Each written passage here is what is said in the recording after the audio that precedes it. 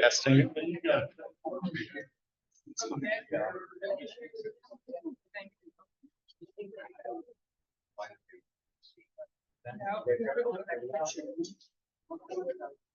In color.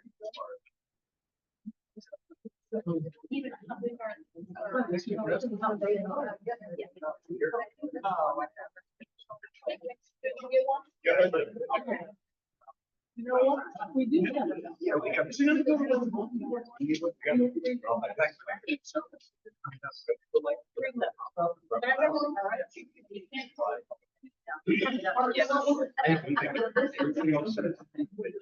gonna share mine with parents. I gave it my You have to laugh, otherwise I can tell.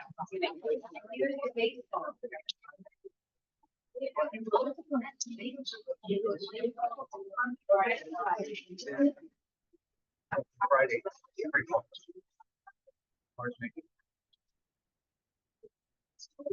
One of the others. When it comes to me. And then, I mean,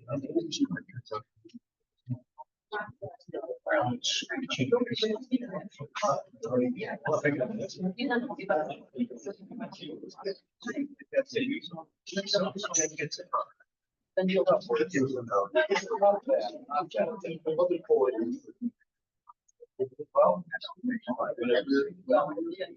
they're just going to have us.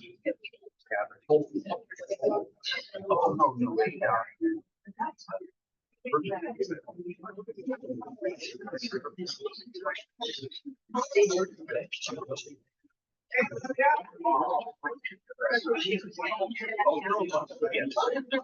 That riverfront is just a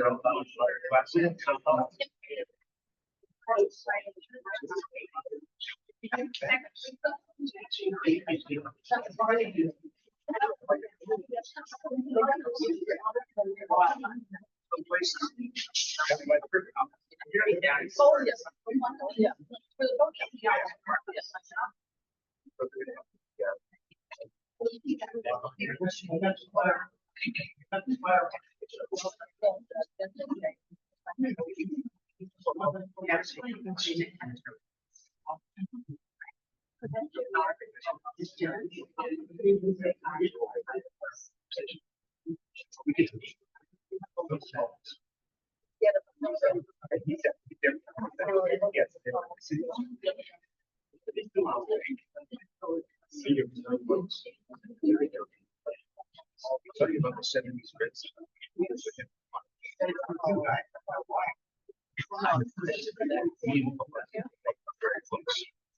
So I've been.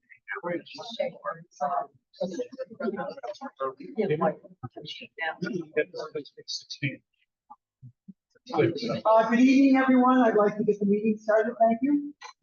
I'm not using the microphone, I'm using my teacher voice. Can everybody hear me? Yeah. Thank you.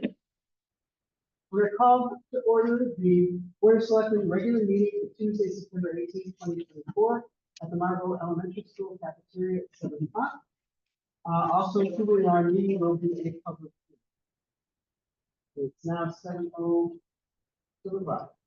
In attendance, we have Selectmen Aslar, Reza, O'Brien, myself, Doug Warbo, and our town manager, David. The first thing we start with is public comments. Members of the Marlboro community are invited to share their thoughts with the Board of Selectmen. Speakers must provide their name and address. Comments are limited to not more than 3 minutes. Please note that the board will not engage in dialogue with the public. And we will be timing those 3 minutes to make sure everyone gets. Yes, name and address, please. Lynn Wolfer, 117 North Main Street. As many of the Marlboro residents are aware, Greylock Properties has recently closed on the purchase of 163 and 156 North Main. 48 condos are to be built. Microphone, so I can't hear you. Thanks. Start 15 minutes over. Yeah, just start the clock. I banned you at the car. Okay, as many Marlborough residents are aware, Greylock Properties has recently closed on the purchase of 163 and 156 North Main Street. 48 condos are to be built at 163. There are concerns by numerous residents of the town regarding the disposition of the two lots at 156 North Main, the area that abuts the lake. That won't be utilized by Greylock for the development of their dock, kayak racks, and small parking areas. Greylock has been willing to cooperate with the town regarding future sales of these two parcels. We feel the town should look into the purchase of these two parcels at 156 North Main for open space purposes into perpetuity. Perhaps this could be accomplished by a combination of bonding by the town, private funding, and working with the developer. This could be accomplished if we all work together for the benefit of Marlborough town residents now and in the future. All we need to do is communicate. It is disappointing that the recommendations of the two town commissions were apparently not seriously considered or given public discussion. It would be sad for the town to lose the opportunity to keep these two beautiful parcels as open space, which were the wishes of the original owner, and instead benefit financially some developer or individual. Thank you. Thank you. Anyone else? Name and address, please. Yes, Ralph Urban, 10 Washington Road. I want to speak on the same issue. I was very disappointed that the council did not seriously, I don't think seriously consider the recommendations of two commissions of the town, the zoning commission and the conservation commission, that the town should look into acquiring one or both of the parcels that aren't going to be used by Greylock. In addition, I tried to figure out by looking at the minutes of this meetings when it was discussed. And apparently there was an executive session on July 2nd. And the subject matter for that executive session was listed as a personnel matter and real estate matters. So I'm assuming that is when, and it lasted 15 minutes according to the minutes, I'm assuming that's when this was discussed. What's concerning to me is that minutes do not reflect that anyone recused himself.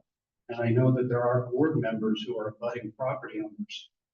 So that is concerning to me. I don't know whether people did recuse themselves or didn't. Maybe they didn't think they needed to or they should. But it's concerning that the decision was made. It was given very little discussion, and we don't know who actually participated in the discussion. So those are my concerns. Thank you. Thank you. I am going to make a comment about that. That's not what was discussed in the executive session. I'm sorry? That was not discussed in executive session. It's something else. So that July 2nd was not the subject matter of the, No, No. no, it wasn't. so the board itself never as a whole had a meeting to discuss. Yep. No. That addresses that concern. Thank you. Anyone else? Name and address, please. Antonella Bellman, 27 Hyde Point Commons. I'm going to talk about the wireless telecommunications facility that you have pamphlets up. I've already reviewed the materials. Full disclosure, I'm a resident. I'm also the HOA president for Blackledge of Marlborough, and I see many of our residents are here this evening. I agree we need cell coverage in our surrounding area of West Road and Jones Hollow Road, that surrounding area. We used to have very good cell coverage, and it seemed to be diminished in the past year or greatly degraded.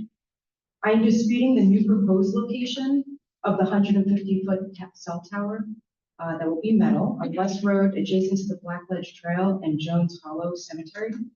In the town's RFP to bidders dated May 28, 2024, there were two locations under consideration listed: 181 West Road, the West Road Memorial Fields, and 200 West Road, Firehouse Number 2. As of today, the location has changed, and the 150-foot tower will be adjacent and visible to many homes.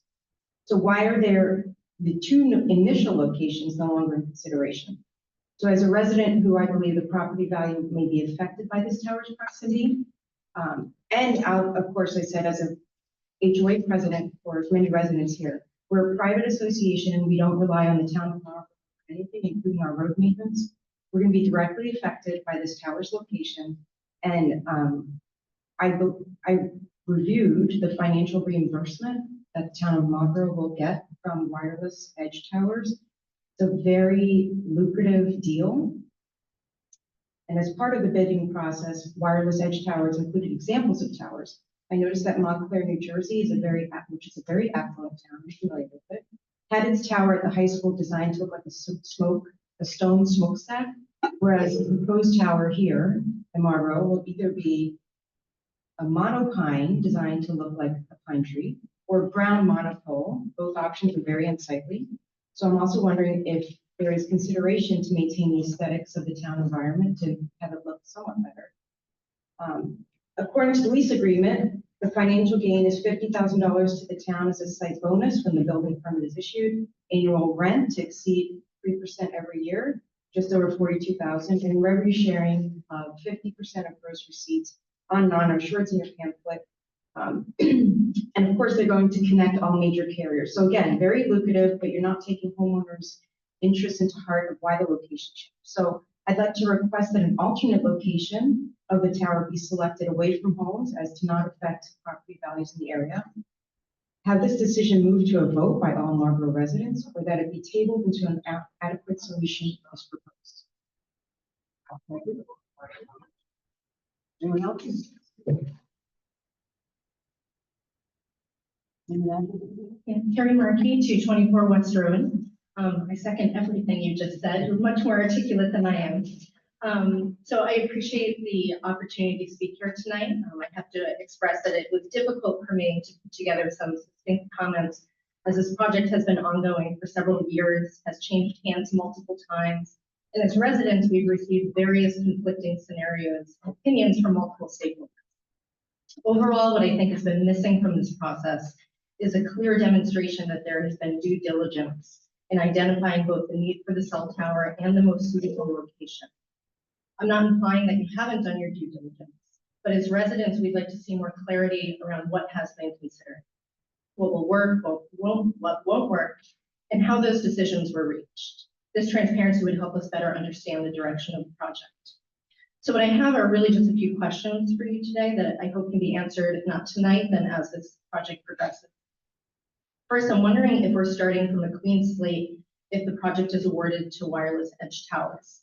Does this mean that they'll conduct visibility tests, which to my knowledge have not been done in the past 2.5 years?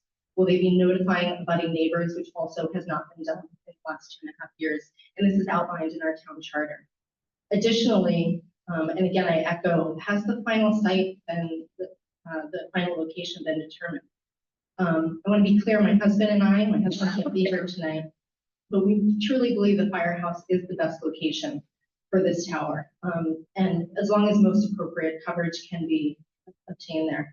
There's pre-existing infrastructure, and it's a more natural location for this type of equipment, as opposed to in the woods with the walking trails that is in clear view of many, many neighbors and people that are concerned about their property values and maintaining the natural beauty of this town. I'm also curious if there been any consideration given to the cemetery expansion that's been proposed on West Road and how the tower might impact that space and the residents' desire to actually have plots there. Finally, the project focus has shifted from emergency communications to a revenue function for the town. In reading Wireless Edge Tower's proposal, they mentioned that due to our terrain, coverage would be limited to just a 1-mile radius from the tower location. We've been informed again over the past 2.5 years that there was likely not enough of a population for wireless carriers to even be interested. So I'm interested in, has that been investigated? Will it be part of the investigation process if this company is awarded the project? And what is the value to them or the town if revenue can't be generated? So again, I can't emphasize enough that we'd like to see more clarity around the town's research and findings related to this project. We put our trust in you to lead with transparency and to thoroughly investigate all options, especially when residents are raising concern. And I hope that we can find the best possible solution for our town. Anyone else?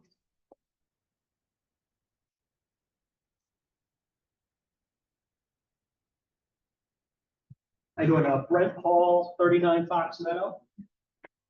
And I just want to, I concur with what was said here. I could not say that more succinctly. That was very well done. I agree with everything that's been said by the two individuals that just spoke.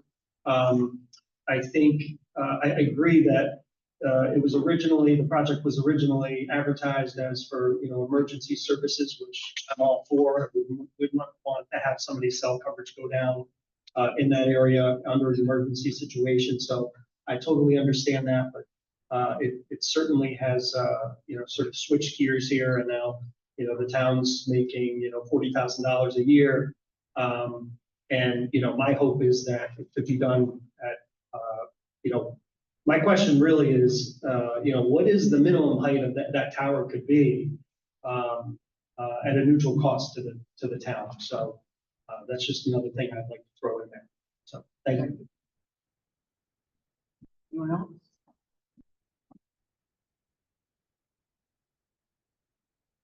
Hearing none. Let's see. No public comment on Zoom. It was just.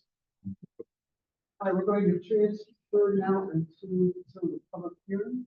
We'll turn it over to David. All right. Thank you, everyone, for coming out tonight. It is my privilege and pleasure to introduce John Arthur, who is the president of Wireless Edge.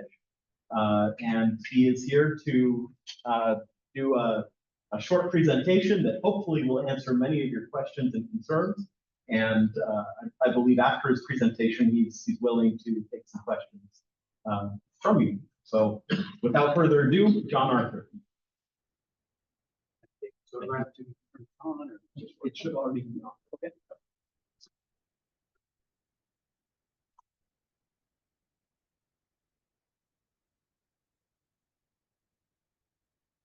Well, thank you folks for having me here to discuss the project. I did prepare a very brief presentation focused on one particular site. We talked about some other options. Want to leave a lot more time for answering questions and going through the charts. Can we give you a microphone? I do have one. That one just does the recording, but they'll hear you a lot better if you use this.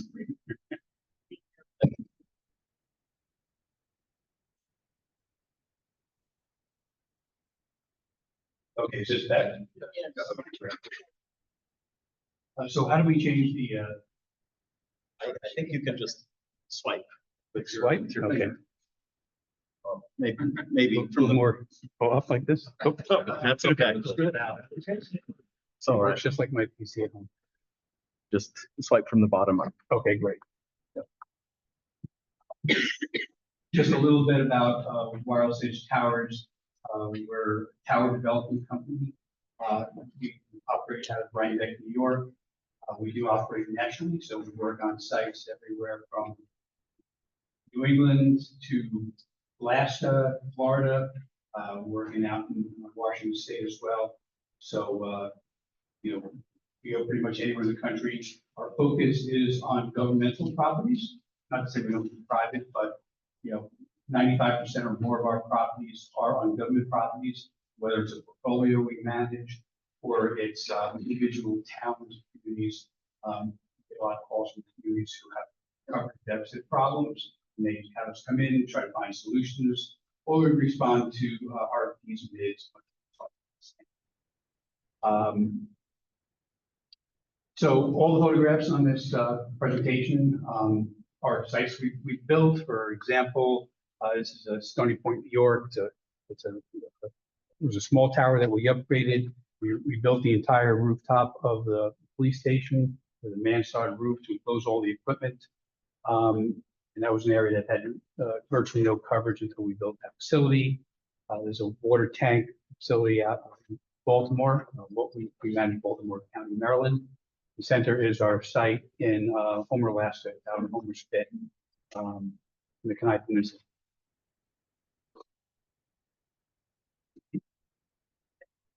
Oh, sorry. You're on the left. On the left, Oh, got it. your left. No? No. Sorry. Swipe up, you think? Okay. One finger. There you go. Oh, one finger, okay. Okay, that's letting You let me know. This is just some of the properties that we propose that we manage around the country.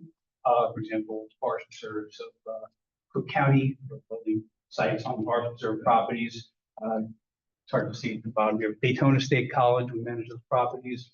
Baltimore County, Seattle Housing Authority, and many others. We've also done some specialized projects for the military, in the Space Center, that we're improving grants.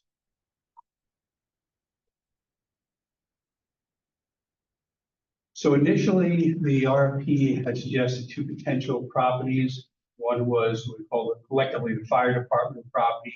There was a clear area that pre-existed. The second property was the park. I believe at the site visit, I wasn't there myself, and my associates was, but the consensus seemed to be that that would be a much more difficult site to build due to the terrain coming off the parking lot. It's still possible. I have seen it. And immediately off the parking lot, there is an area that could be used. So that would be really subject to the carrier's ARP engineering, the town's ARP engineering, to see if that works for them. And then how close do you really want a facility to the ball fields? But right where the red dot would be. Excuse me, how close do you want it to the soccer field? If you're worried about the ball field, how close do you want it to the soccer field? No. Right there. What about the home? I mean, what about the house? I mean, it's fine. We'll take questions at the end of this presentation. Sure. So one thing we want to emphasize is that the location of the site, the layout of the site on a particular location, height of the tower and design of the tower, those are all very preliminary stage. So those are all something that we can work with the town to decide on. So we're not really married to any particular location. We're just focused on the firehouse property. It seems to be a consensus to the site visit. That's a better site, so extra ground elevation. But again, we're not married to any of that. The fire department there is wetlands throughout this area. So there's not as much space as it seems because of the wetlands and the buffer zone around the wetlands. They also understand there are some restrictions in the zoning code relative to the firehouse and the park property. Not that cannot be overcome with consensus that that's the better location.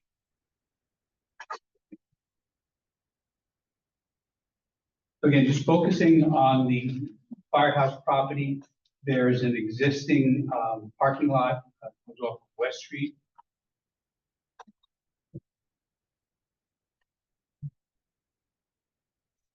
All right, it's not quite enough. So the parking lot area is here. There's an existing access road that was cleared. There's sort of a triangular area up here. If you looked at the terrain, which we'll see later on in a couple of slides, it's actually a lot flatter than it really looks when you look at a topo map. So there's plenty of room for a site up there. It does have natural buffer of trees that surround it. So from the ground equipment standpoint, all that ground equipment will not be visible. And then it's just going to be a matter of, how high is the tower above the tree canopy and what can be seen from the surrounding neighborhoods. These are some pictures of the site. So on the right side, you see the road that goes up there. It's a little bit steep, but still traversable. And then it opens up into the field. It's a little bit of a hump in the center, but nothing that can't be just graded out. So certainly from a cell tower perspective, it's a good location and it's an existing. So this is a layout of that location, what it would look like. You see the yellow is really the access for the parking and turnaround area. I laid out the site at 85 feet by 60 feet, and that was to really try and fit into the existing area without encroaching on the tree area. Utilities would come off of the existing utility pole on the north side of West Road. There is a, Eversource did do a utility design, so we're roughly following that, where you put a pole on the south side, bring the wires over, and then it would go underground up to the site. Pretty straightforward. How many feet is that access driveway? You want to go back? Sure. So from here to here, Yeah. I would estimate about 150 feet. So 150 feet up, which is literally in our backyard, how far are you guys from the property? We're about, so in this direction, Yeah. You live on Fox Meadow. maybe 350 feet. That's in their backyard. Now, that's 350 feet is all wooded, however. So It that's, doesn't, you can still see it, but in the winter, we can see, the river from our second floor. So the winter, that's all we're gonna see. and we could talk about tower designs and height. A lot of it will have to do with how close you are from the site. So a lot of times, if you have the property that's directly adjacent to 22, and you have trees right there, you're not gonna see that So I site. guess just you 400 feet are. I back. guess what you're saying is that you've already decided on the location. When you just said 5 minutes ago, there was We're going to take questions at the end.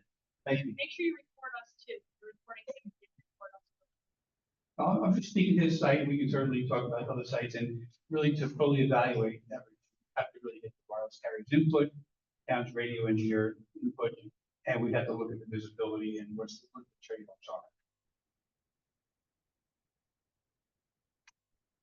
And this is just an engineering layout, shows really the same thing as the previous site.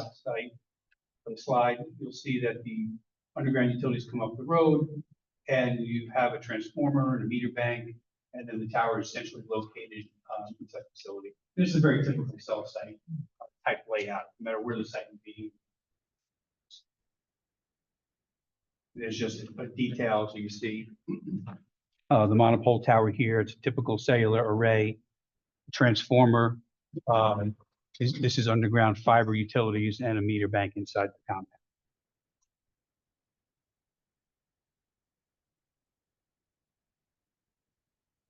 So we initially looked at various tower heights. We just picked roughly 150 feet or 156 feet, just to kind of start off the analysis. It's really a matter of each cellular carrier, bottom carrier needs to be above the tree.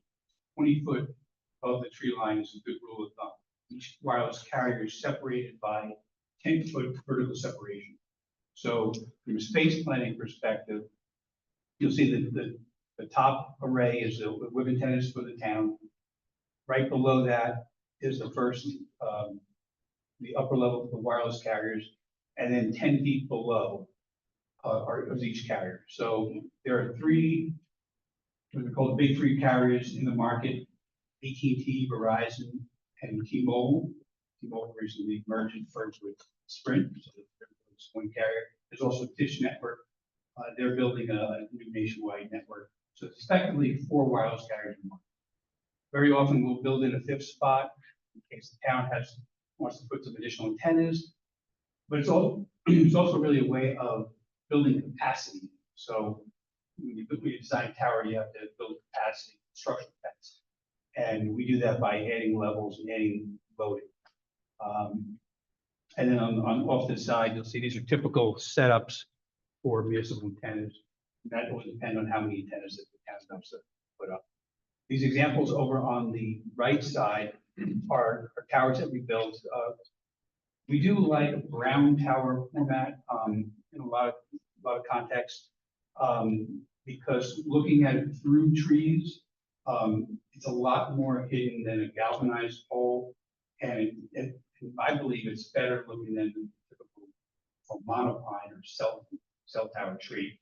Problem with cell tower trees is that they're green all year round, and it just never seems to match the local trees. So you actually see those more than you see one of these type of structures. which is more of a minimal approach on the structure.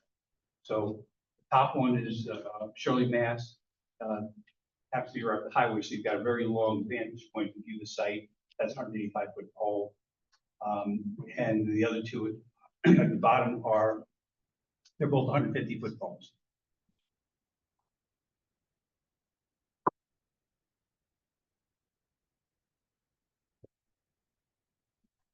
So we did a quick coverage analysis to determine how effective the site would be. It looks like roughly a 2-mile wide area east to west and a 3-mile wide area north to south. So the green area represents a coverage level that's pretty much your normal everyday coverage in vehicle. The yellow area is more of kind of like the extended coverage area. That's 105 decibels. So that would be, just walking around. This doesn't really show like in building. That would be kind of another level in itself. But this will give you a good idea of the primary coverage you get. You likely get more than what you see, but as far as really high quality, reliable coverages. And one more thing I would add on this one. So we analyzed the coverage for the site at 144. I also analyzed it at 124 feet, and 194 feet, just so we can get the feel for what the terrain does. And this area is in a bit of a hole. So that's why when you come more Route 2, you kind of start going down the hill, and then you're at 1 bar if you're lucky. I found that there's not much coverage difference between 124 feet and 144 feet. So what that tells me is the carrier at the bottom of the pole is going to get roughly equivalent coverage to the carrier at the top. So that's means the carrier is not getting preferential treatment as far as where they are. When I went up to 194 feet, I got the coverage area expanded a little bit, but not so much that it would be worth going to the top. And of course, there's visibility associated with the play. So going from, I would say 144 to 194, it's not worth going any higher.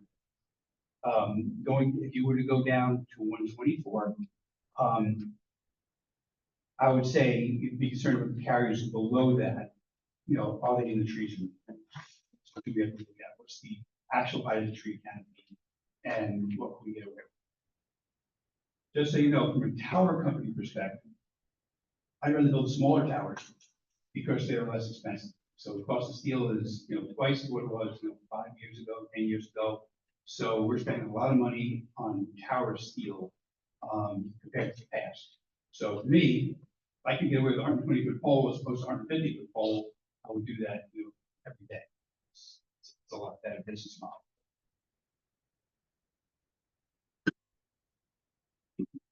So this is just, again, this is roughly the same coverage you saw in the previous slide.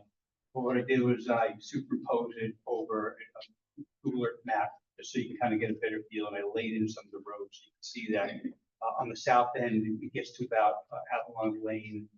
On the north end, it gets into the Imperial Drive area and goes over just a little past West Street. And they bisect the golf course, roughly in half.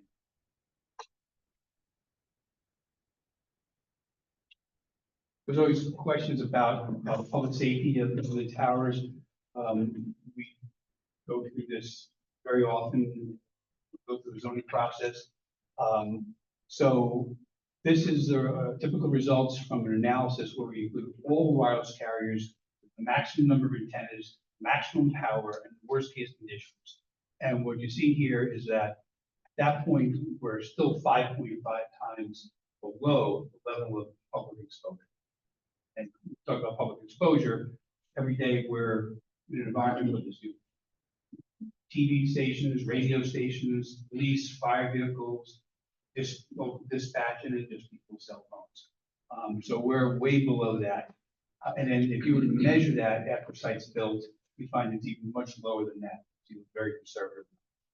And it also varies by distance. So you see as you're closer to the site, there's nothing because you're too close, and it tapers off the further away you go.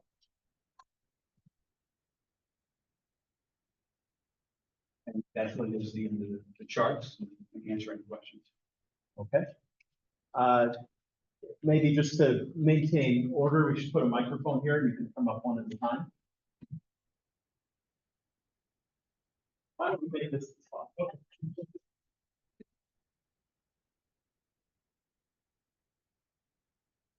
Name is Tony Albano, at 26 Cycling Commons. Two questions.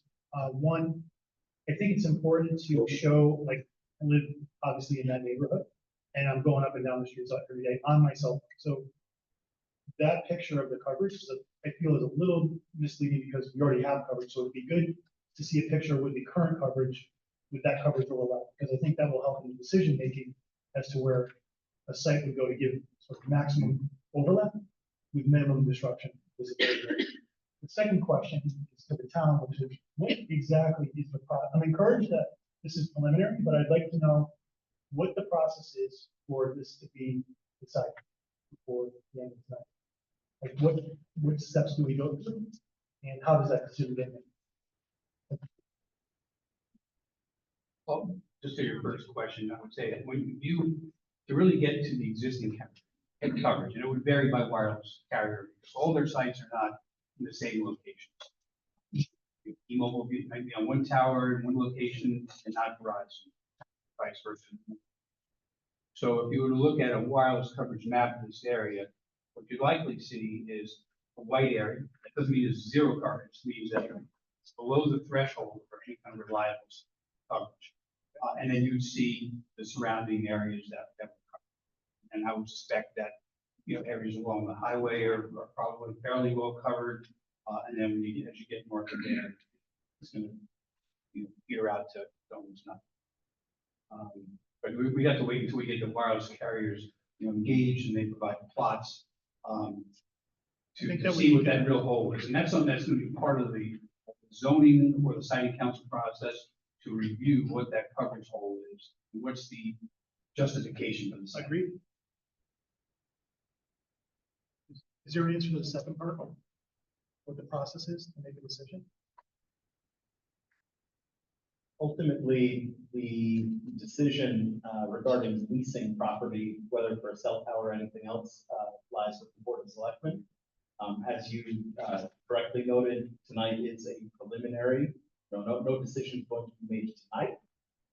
But I think that in consultation with Wireless Edge, the Board of Selectmen are looking to take into account the public comments and make a decision in the not too distant future, probably the next couple of months. I don't think this is going to drag on for another year, but no decisions are being made tonight. I have a question. When did it become, it was supposed to be for communication with fire department. When did it switch over to the county to make money, bring in the wireless company? When I go back and look at the minutes, it's like sometime in April that it all of a sudden was a discussion to bring wireless companies in. This was never meant for the wireless companies to come in and put a tower. It was meant to protect the people of the community, to give it more service for the fire department, so they could make sure that they could get to a call. My son's a firefighter, so I'm all for it. It was never meant for it to be for wireless, for the town to make money. It was always meant for communication, because that was the lack of communication for the fire department. It was never meant to be this big thing. When did that change, and why? You guys say it was on the website, but if you don't look at the website, when did that change? Because as of April 16th, that's when it looked like it changed. Because for 2.5 years, it was always for the fire department, it wasn't for wireless. And it was 75. We Exactly. started exploring Thank options to improve cell phone coverage in response to But that's not many. what was presented. It was presented as it was for the fire department. We decided to explore adding commercial wireless carriers in response to residents' concerns about cell phone coverage in parts of town, including where they live. We have a lot of residents who have poor cell phone coverage and would like to improve. So that was really why we began exploring this option in addition to the emergency communication. Where are those residents living that? Did you do a study on where those residents who didn't have any support? Based on the visual there, would you say a 3 mile by 1-2 mile coverage, so if you didn't do a study, where's the feasibility in understanding that that should be the location for the cell phone? Peter, remind me where the cell phone coverage is weakest or non-existent.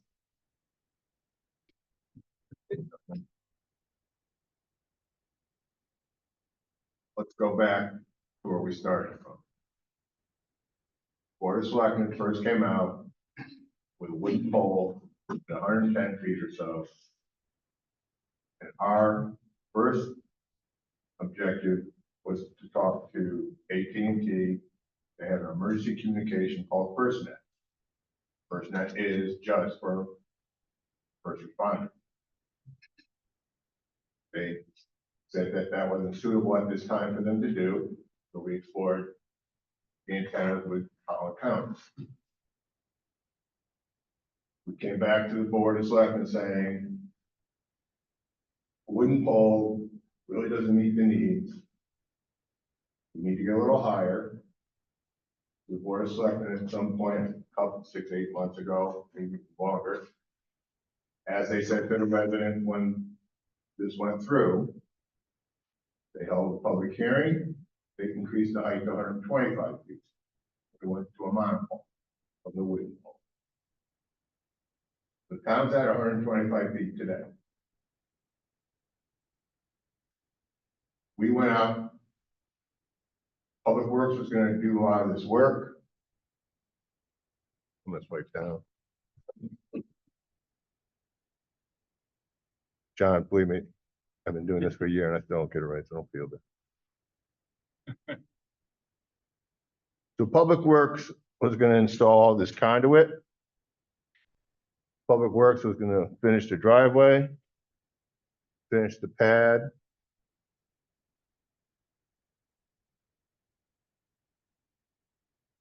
And that was estimated at $51,000 worth of work for materials, plus their time. Do that, they couldn't do anything else for 2 or 3 months. Well, we have trees, we have roadside mowing, we lost staff. So that wasn't a feasible alternative. So we priced all this out, and for the town to put that pole up on our own, just for communications, is $250,000. Just for emergency communication. We had a discussion with the Board of Selectmen in April. Said to me, this is an alternative we could do. Go out possibly bid for land lease, let somebody else erect the tower. In the bid, they have to put emergency communication equipment up. They have to purchase it for us to put it up, and it has to be maintained. We went out to bid, we got the bids that everybody saw. This process is now, as David said, with the Board of Selectmen to make a decision on land lease. The tower itself has to go through the Connecticut Siting Council if we move forward with wireless edge. Connecticut Siting Council has a public hearing process. Everything you're asking for, they have to produce well in advance of that time frame. The Siting Council holds a public hearing in Marlborough. They don't make you go to New Britain, they come here. So that's how we got to where we are today. In doing that, the board has been able to reallocate $200,000 into other projects that we need to do. And this gives the town an opportunity to meet its emergency communications, increase people's ability to communicate. We have people who have no hard lines Where? all over town. Okay, but again, In Jones Hollow, Put it on. on North Park. Put it on I'm just Jones telling you Hollow. how we got here. Put it on Jones Hollow with all that land that you took from that family, put it there. Why are you putting it in our backyard? Put it there. You just in here, you guys took all that land This and put it site, there. this site, Sign her up. this site is And you exactly where the town was putting 125 feet. So when we did this, this was the site. Excuse me. So things, as you listen to John, the board has to make a decision. There's alternatives to look. We're here to listen to your But comments, he was. not get yelled at. if you want to constructively speak and give the comments, that's what the board's here to listen to in the leasing. So again, I want to circle back to, we had 3 different locations that were potential locations, and you just confirmed. Two.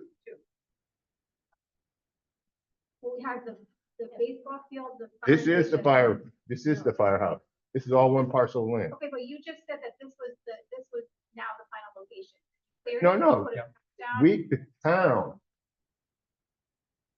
Yes, the town picked this as our location. The town had the land cleared. Okay, so what was that process like for people who live in that area? What, It wasn't a notification. there was nothing that went out that. That was a 2021 decision. Peter, I'm confused. Is the site decided upon or not? If you heard what, I'm confused. if you heard what Wireless Edge said and what the town manager said, we're here to listen to you. Are there 2 possible sites we can look at? So there are 2. The primary site, I'm not gonna give anybody, try to give you. Primary site here. Is that the firehouse? or We is could, that the this is cemetery? Firehouse. This Right. is 200 West Road, 37 acres. When will Okay. the final- It's not a firehouse, not a cemetery. That's what's- 200 West Road is the street address. I think the confusion is historically, there was discussion about it being at the firehouse. Yes. No. Yeah, there was Yes. discussion Yeah. at the You have to firehouse show and the presentation. Showing the location. the cemetery. There's 2 other locations being looked at. Yeah, we're all, The I'm not saying. cemetery I location. just asked you, did you put the site that's been made? And is that 200 West Road? Or is the baseball field still under consideration? That's a discussion that has to be still had. So it's not been decided. Even it said that. No final decision has been made, so yes, the baseball field site is still in play, but for a variety of reasons, the 200 West Road site seems preferable. And when will the final decision be made as to what site you will choose? And the criteria. What are the That's next up to the steps? board of selectmen. I know, And David is saying to you, in the next 6 to 8 weeks, He's not the board of selectmen. he He's does, not, he's not the board of Ross. selectmen. he asked the question, I'm just telling you the answer was given earlier. But he's not on the We board. all understand that. She is, she's the chair. I understand. Okay, so question to be directed. And whenever she wants to get up to speak, she's more than capable of doing it. to 8 weeks. Excuse me. We just want names and addresses, just so everybody. And we live on 24 Fox Meadow. Okay. With the amount of taxes we pay, there should be some type of choice. I mean, you guys are literally in It's a both backyard. of our backyard. Yeah, pay the most He's our taxes. neighbor. Shit, so, I mean, this is the walking trail. We hear people walk, which is fine. Right here. I don't want a cell tower in my backyard. It's literally in our backyard. So at what point is there a choice?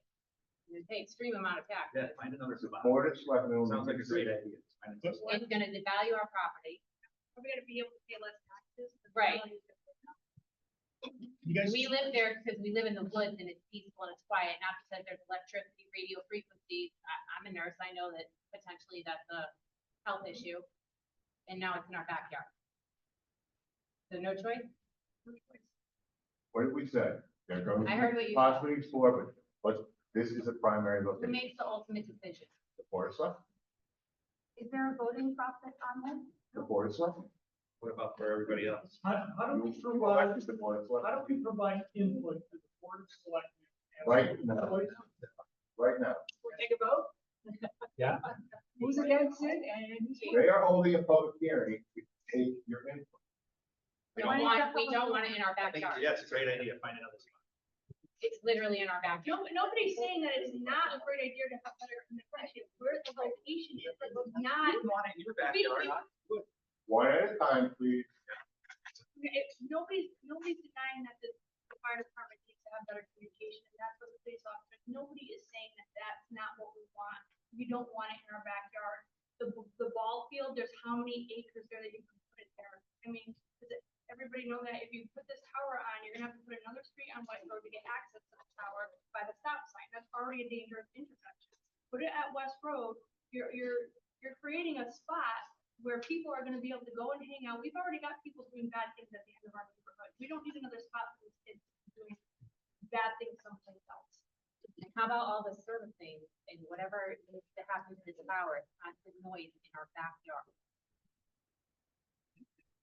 You guys No. established the criteria you're gonna make the decision by? Go back to my question. Have you established that? Is it site visibility, town feedback, what basis are you thinking of making the decision by? That would, I think, help me understand how you're gonna make the call.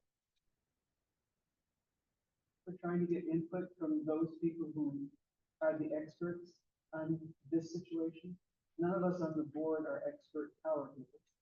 So we have to listen to those people who are making presentations to us. We have to listen to the first responders who have issues with their communication. We have to listen to residents. We have a lot of input that we have to take, and then we have to somehow come up with a decision. And that's not going to be an easy job, obviously. This has been going on for a couple of years. We've heard people with a lot of the same complaints we're hearing today. We've made some changes that we thought would make it better and more appealing. We've changed location in that cemetery area where it was a little bit more confined. We thought, according to what we did for sidewalks and so forth, that it would not be as visible as it was originally. We're trying to take into consideration, how do we get there? And how much money do we have? We originally started with $100,000. That was our budget. And then we found out it went to $250,000. You know what we went through last year with the budget. To go from $100,000 to $250,000 for one item is a very difficult situation. So how do we make this decision?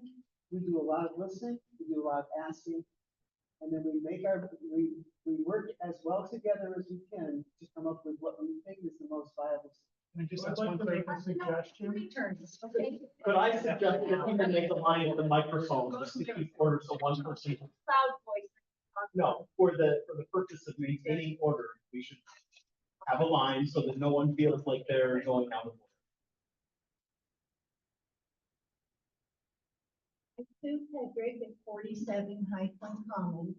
And my only comment is that you guys have a lot of decisions to make, and it's very disappointing to come here as a community to see a presentation and to only see one analysis done on one site.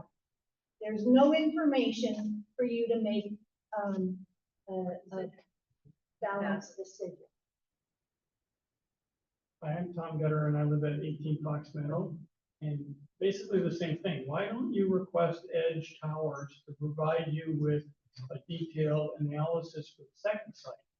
Now you've got pros and cons that you can weigh. Right now you haven't presented pros or cons. You've just said, here's what this could be. And I get that, I understand that.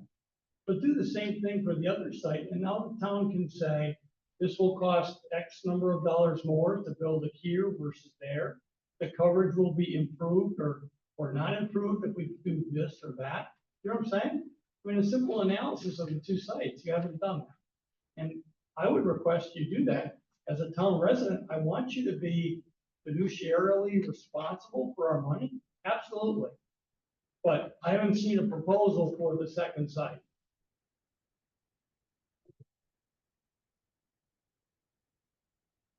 Mark Pace, 65 Fox Meadow.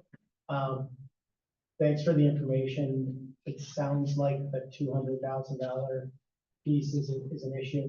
You're talking to a massive tax base in this room. So please consider, as you're making the decision, the impact to your tax base as our values go down.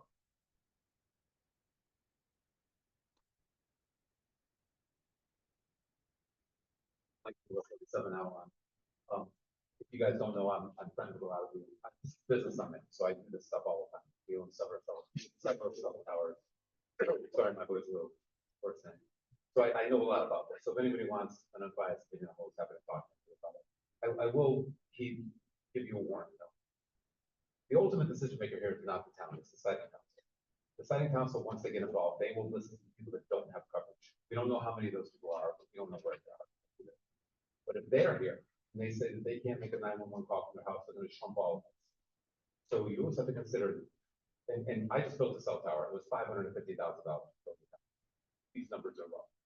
So you have to sometimes realize that, there's no perfect world. I don't want a cell tower in Avalon Lady either, I'm with you guys. But eventually, a higher power will come in and recognize the need for public safety, so.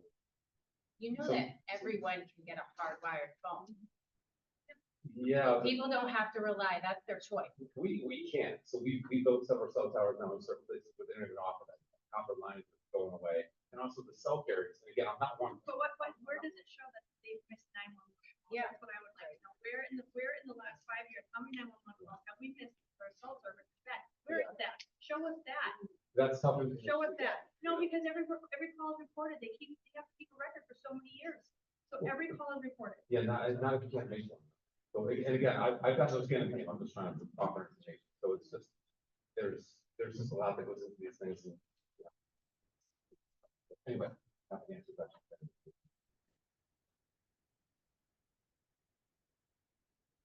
Hello, my name is Dave LeBlanc. I'm from 49 High Point Commons.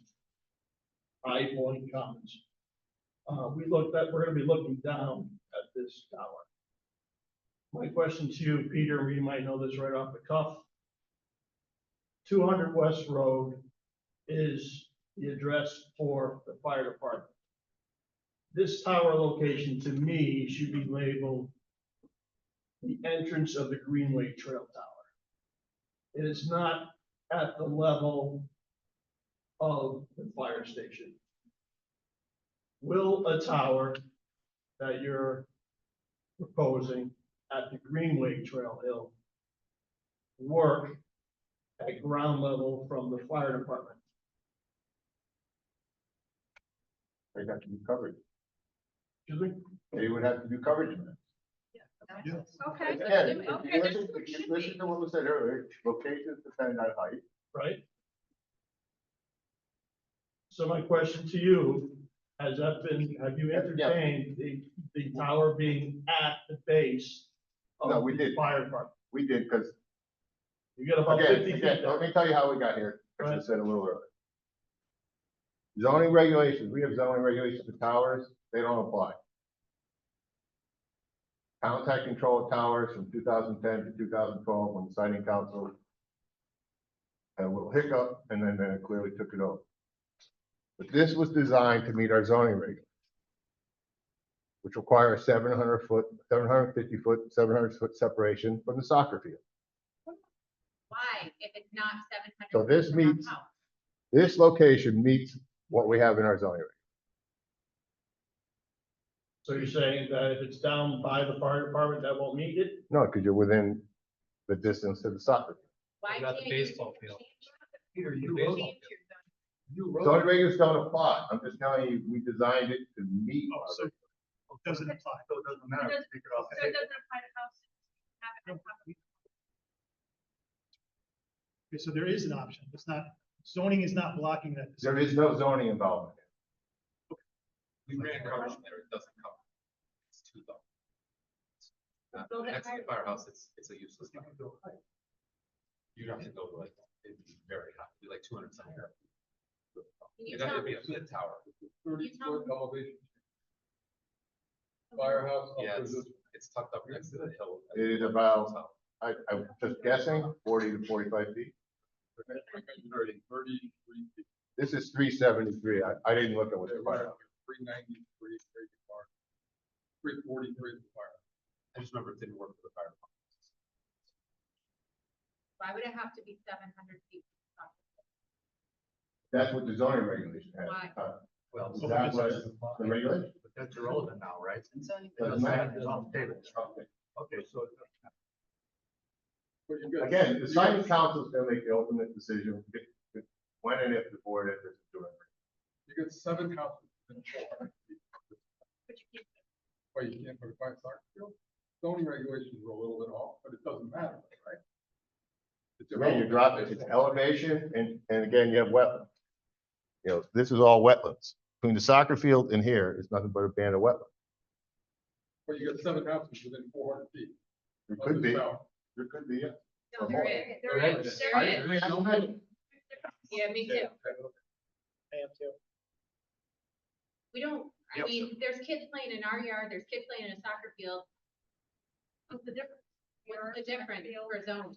You know, when you think about it, if there's inclement weather, soccer field shut down, everybody was in their house, right? There's nobody out there playing with windstorms and thunderstorms, stuff like that, they're all done. So that being close to soccer field, that's totally relevant. The house, like, that was relevant.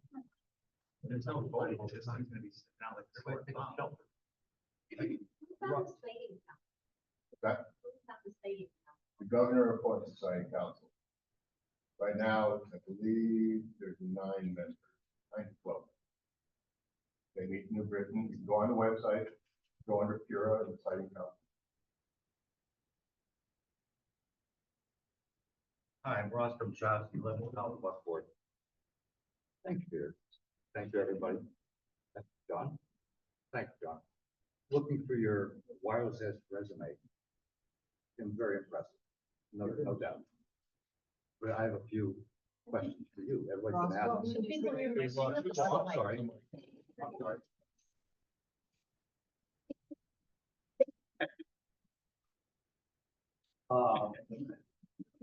Anyway, I have a few questions for you. On the request for proposal, they asked the most aesthetically environmental town app, the most aesthetically and environmentally appropriate location to use the property. Demonstrate that the facility is located in the most aesthetically and environmentally appropriate location. Do you feel that that location is the most aesthetically and environmentally? Is that what the answer right now? Sure, why not? So you have to look at what the ultimate height of the tower is going to be, what the visibility is. Where it's just, if the site is visible from half a mile away, because you're looking at it over across the long field, and it appears above the trees, and maybe you shouldn't care because you're half a mile away. Understand. If you're within the immediate neighborhood and you see it above the trees, then that's a different concern. A lot of people are concerned about ground equipment and visibility of that. Traffic, you know, the carriers don't go to the site. They're going once a month, once a 2 months. But being naturally buffered is a pretty nice feature. So having natural trees around the site, Talking about the equipment being buffered. the equipment being buffered, I understand.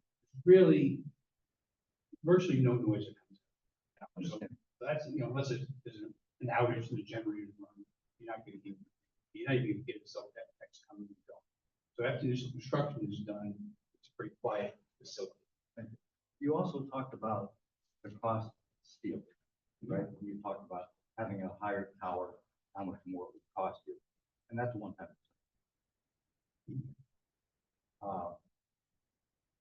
The firehouse, which we haven't really discussed, we talked about the cemetery location.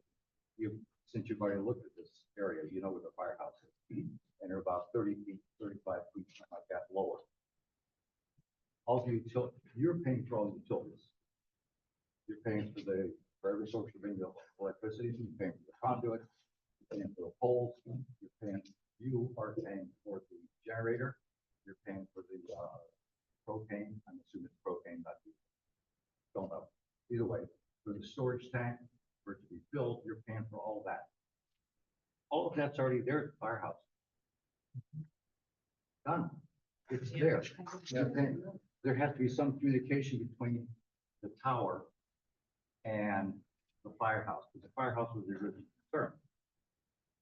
The firehouse is right there. So the land's already cleared. Right, so I would agree with you that it's cleared. Yes, sir. And that you have great access. It's kind of a driveway, you just drive up to the All site. the utilities are there. That's, but I would disagree on the utilities because we're gonna have to bring in utilities that will cover wireless carriers. So each wireless carrier can have 200 amp service for themselves. So typically whatever's coming into the firehouse, let's say it's a 400 amp service, that's not gonna cover additional carrier.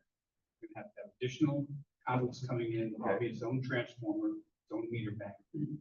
Same with fiber, bring fiber in, conduits from the street. So what you're really saving is access. Okay. Now at the firehouse, there's no natural buffer of trees. around. So I understand, but it's So- a firehouse, everyone's gonna feel that there should be stuff. we build sites at police stations and fire, I think that's an example in the chart pack. So I'm fine with that location. But if you do have to take into account that it is lower, it's about 30 feet lower. Correct. So if you were looking at equivalent coverage, Yes, sir. then you'd have to have towers 30 feet higher. Correct. That's not to say the whole tower could go down based on what the wireless carrier inputs. So that's something we have to get to. And I would add that the lease really gives us the authority to go out to the county and get their interest and get their technical input on what they need. So without that, we don't really have, the first question the carrier's gonna say, okay, you have ground control. And that's what the lease does for us. Yes. We can make that flexible so that the town's not locked into a particular premises. We do that all the time. In what you put out, you said with, wireless edge will work with the town, further refine specifications for the facility. We will address issues that are crucial to the town, including security and site access. Now, who is ultimately responsible for the security of the site? So we fence in the equipment area. Yeah, but who's responsible? Once that, fine, you got a fence, I mean, that's. Yeah, that's a 6-foot ladder. Right. I like facilities that are located next to places where there's lots of visibility. And the police department is also located, state police is also located, fire department. They're in and out 24 hours a day. So again, who's ultimately responsible for the security? So we're responsible for securing the perimeter, making sure it gets locked. Got it. And we have signage and we work out with the town, what's the access protocol? Technician has to access the site, which are radios down. Understand that? What do we part? do? I'm not talking about that. I'm talking about 24 hours a day, 3 in the morning, like you guys were talking about. There can be a couple of deer camps out there. You know that. Who's responsible for the security of that site? So we don't have any kind of active security. Okay, so you that's, can't- so the town's responsible for that. Nothing. Well, some of those are okay, the site, we have insurance, but we're not responsible for general security of the. So any damage is caused from either nature or vandalism, that's on your head? Correct. Okay. Separate deductible. Well. All right.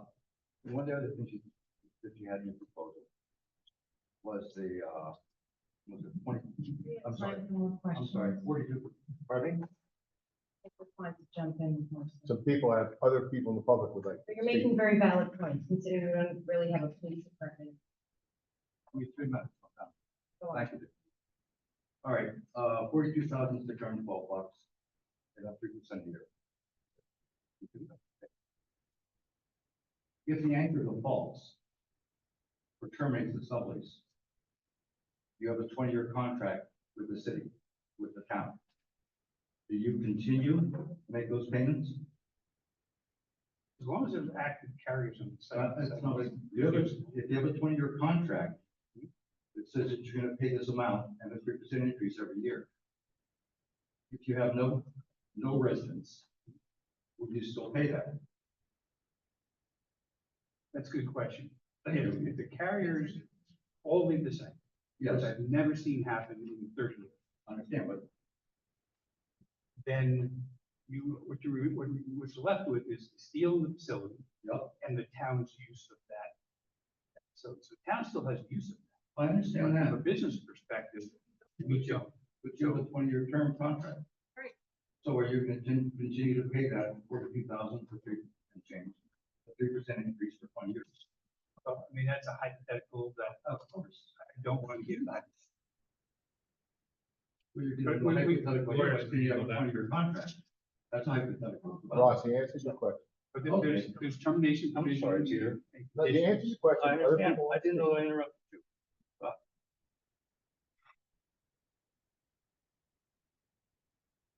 Maintenance plan and asset management. You said that you're gonna provide in site inspections. We list what the, and it's what the site inspections are, what's the frequency on site?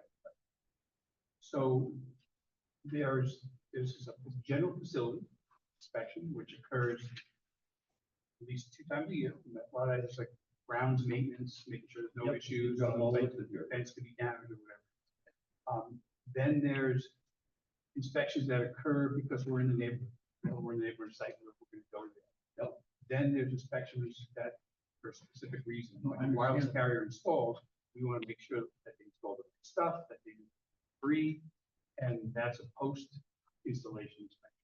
That occurs when a carrier makes any changes. So you said facility inspections. Typically You twice, said routine. typically twice a year, Okay, so that's there's what- no other activity. And on those inspections, are the findings and remedies for those anomalies provided to the town? Typically, it's something small, we're just, there's something, a major issue, we're gonna let the town know what's going Like on. the chain, the fence is broken. I can tell you, that we replace a lot of locks with along the utility company, it's just the locks, so Of course. that's constant. Drive around with the car for a lot. Thank you. Antonella Bellman, 27 High Point Commons.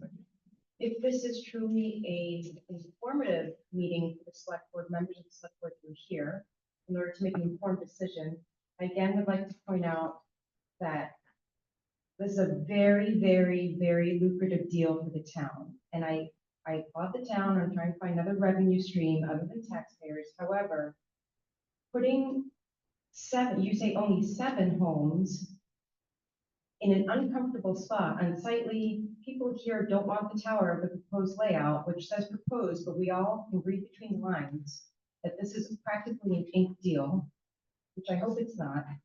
You're putting a lot of money ahead of homeowners, even though you claim it's only 7. The people here are telling you they don't want it in this location. For residents or people here who did not read the RFP, I encourage you to, it's on the town's website, it's dated May 28th. Wireless Edge will pay $50,000 as soon as the building permit is issued. Again, the annual rent with a guaranteed increase of 3% for 20 years of $42,000. Revenue sharing of 50% of gross receipts from every wireless carrier. That's a lot of money. Upon signing with every carrier, the town receives within 10 days $5,000 on every contract. So don't you think they're not going to market it to every single company out there? And the town will receive free use of an antenna. So they're not paying to put an antenna on that pole, which again, we need emergency calls to go through, but has there been a study if any calls have been dropped? There are other locations to put this. Many of the photos have shown it at a town hall or a police station. But you don't want to see it every day, like everyone else here will have to. So I'm just encouraging everyone to get involved. I don't know if anyone from the River East News is here. Thank you. This has been slid under the radar. I know Mr. Hughes mentioned 2021, where we were all concerned with COVID. Everyone's trying to keep their jobs. To dig through the town website, which has been under site maintenance and shut down for a long time, where it's very difficult to search for meeting minutes when you don't have time to come to every meeting. So if this is an informative meeting, thank you for listening. I think you're a resounding no. And as other major issues in town go to a resident vote that is publicized, I think this should be a vote. We're tabled for a very long time until you have the answers that Mr. Goddard pulled up as far as a definitive site analysis of multiple sites.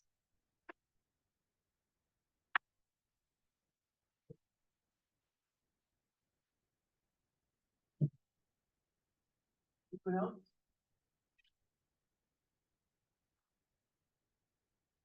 Hearing none, maybe we have a second part of the public hearing this evening? When you close this one. and open it. Okay. And I can do it with my board, am I correct? So I have a motion from my board to close this public hearing, Betty? Second? Joe? Any discussion? Those in favor? Aye. Aye. Now we have a second public hearing this evening. And this is about adopting a local ordinance to authorize the town manager to designate whether the death of a firefighter or police officer caused by a pulmonary embolism or cerebrovascular incident was within the line of duty in accordance with Public Act 24-16. Sure, sure. going down there? Maybe give people 30 seconds to reposition.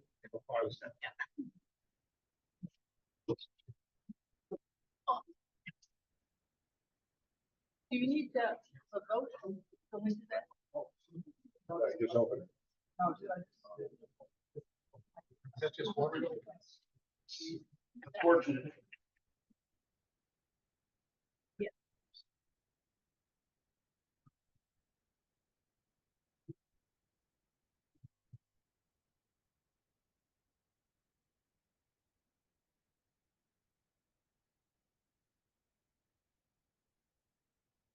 Okay, look.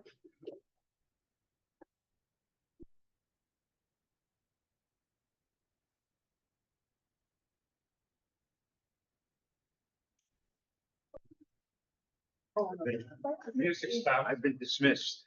No. Music stop here.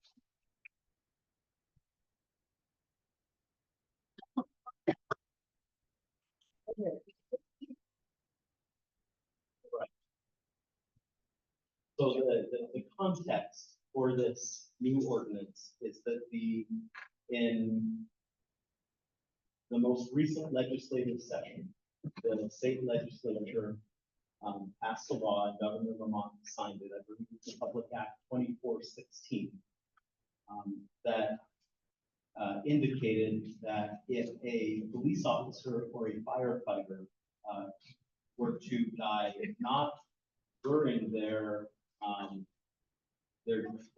time on duty, but within 24 hours of when their shift ended, then the police chief or the fire chief could designate that individual's died from a pulmonary embolism, basically a heart attack or a stroke.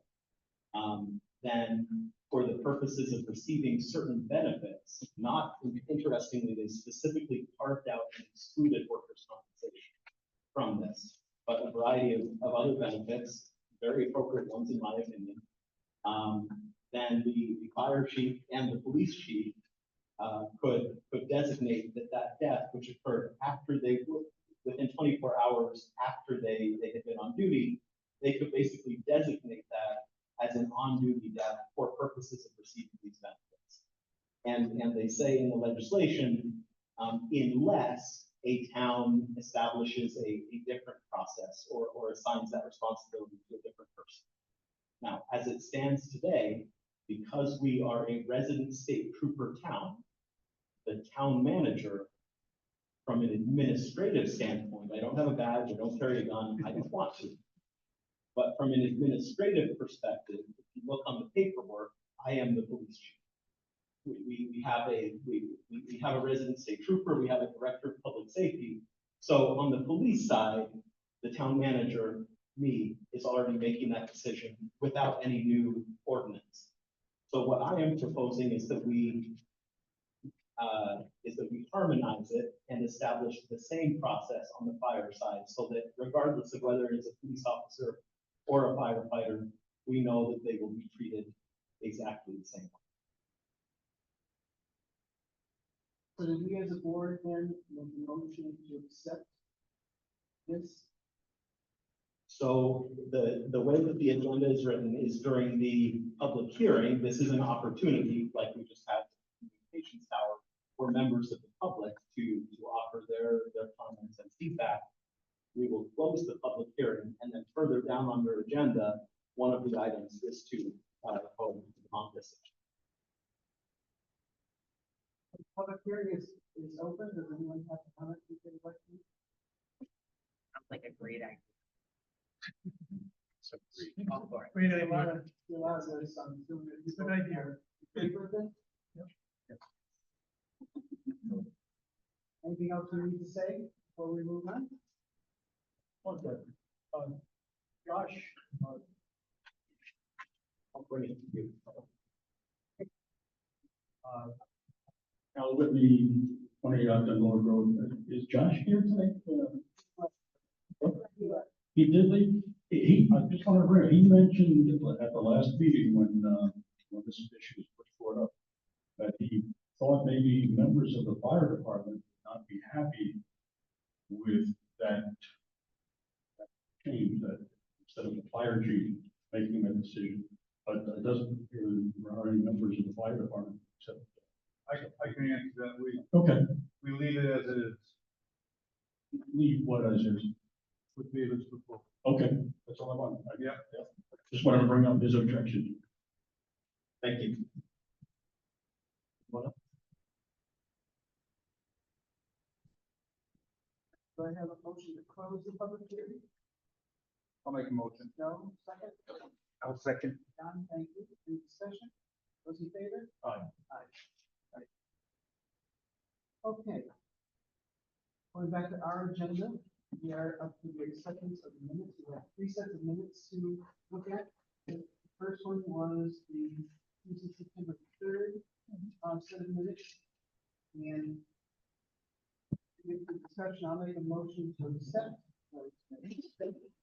Any second? Do we have any discussion? I have none. I do.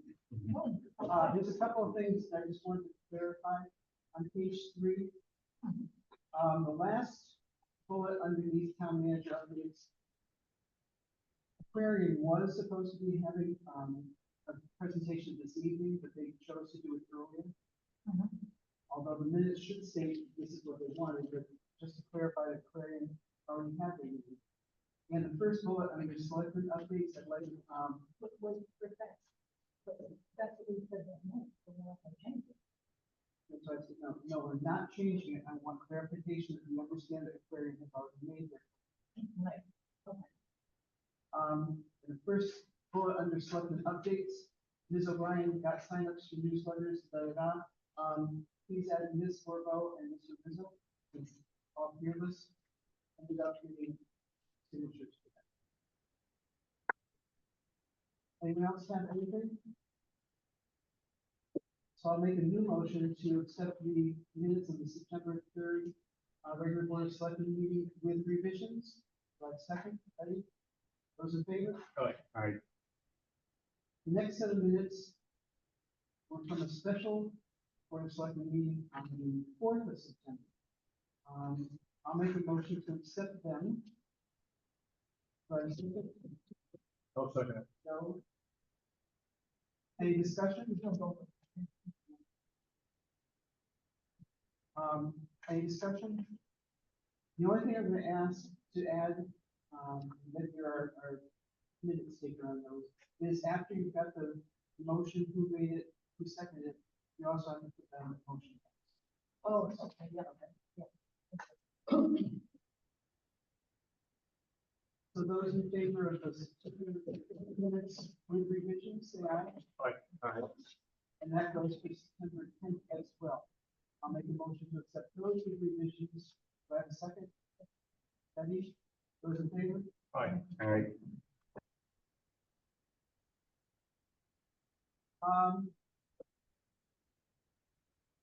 I have no additions to the agenda. Do you, David? I do not. So new business. First order of business is Conservation Commission legal action request. Peter, did you want to make a comment about this? Go to minutes, I believe. Yes. Since we are in a big room, maybe it makes sense to use the microphone, so.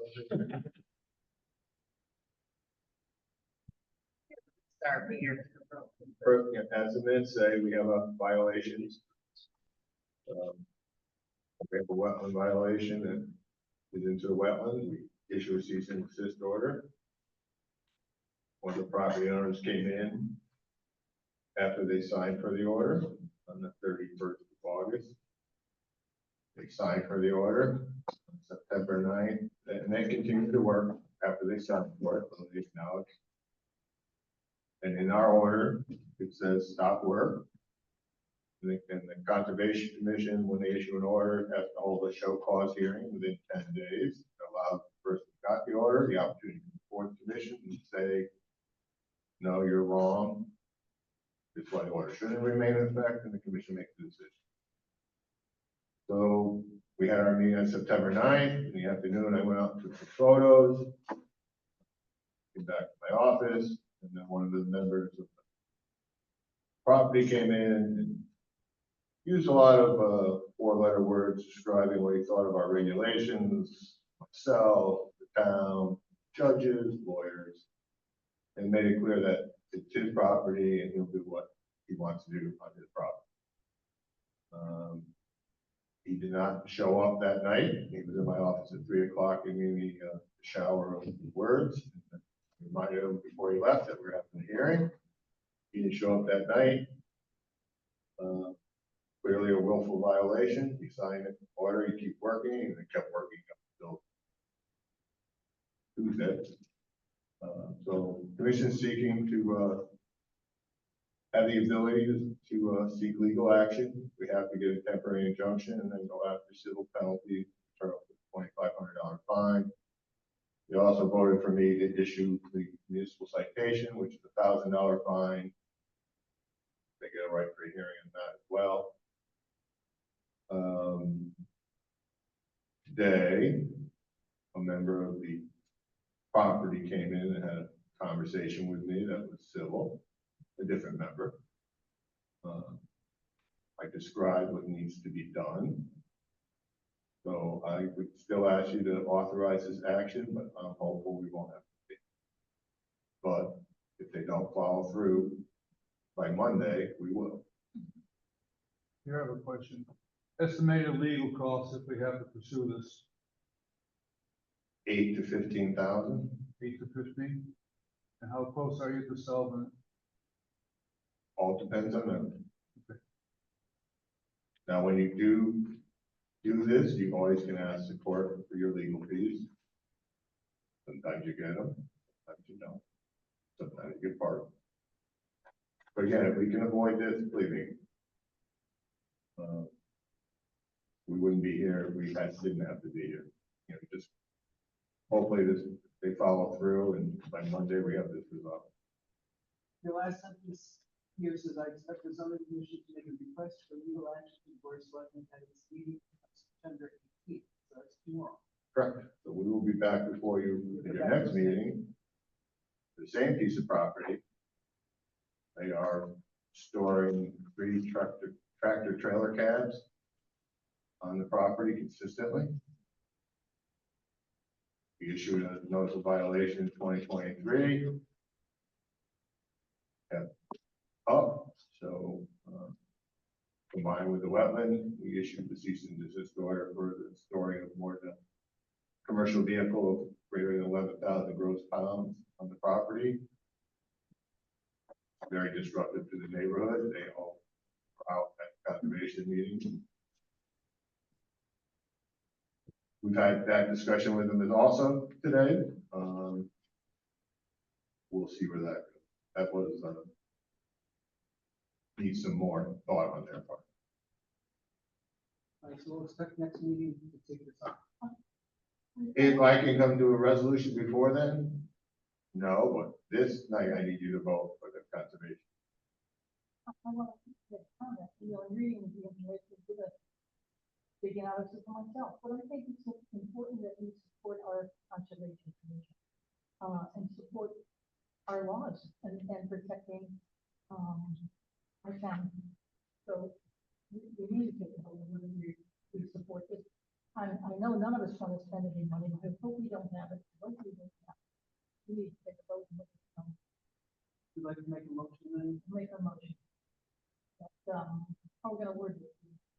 Just gonna authorize the town manager to commence legal action as requested by the conservation. I'll make a motion. You want a second? I made a motion. You made the motion, I'll second it. Any discussion? Those in favor? Aye. Aye. And I'm Louise Concadello. I am on this meeting and I'll vote yes for this also. Oh, Thank you, Louise. Louise, how are you?